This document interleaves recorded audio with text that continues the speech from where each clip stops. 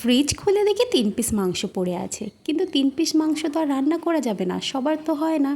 তো এখন বাজারে যাওয়ারও সময় নেই, ভাবলাম এমনভাবে করি চিকেনটাকে যাতে সবাই একটু একটু খেতে পারে। তো দেখো 3 পিস মাংসকে টুকরো টুকরো করে কেটে নিয়েছি, একদম ছোট ছোট করে, সাথে আলুগুলোকেও ছোট ছোট করে কেটে নিয়েছি।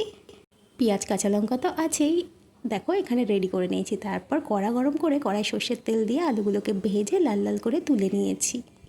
এরপর একটু জিরে ফোড়ন দিয়েছি, কেটে রাখা পেঁয়াজ কাঁচা লঙ্কাটা দিয়ে একটু ভাজা ভাজা করে কেটে রাখা মাংসটাও দিয়ে দিয়েছি। পেঁয়াজের সাথে মাংসটাও একটু ভাজা ভাজা করে নিয়েছি। তারপর এর মধ্যে 1 চামচ আদা রসুন বাটা দিয়ে দিয়েছি, সাথে দিয়েছি নুন, হলুদ, লঙ্কা গুঁড়ো, জিরে গুঁড়ো, যা যা রুটিন মশলা আছে সেগুলো।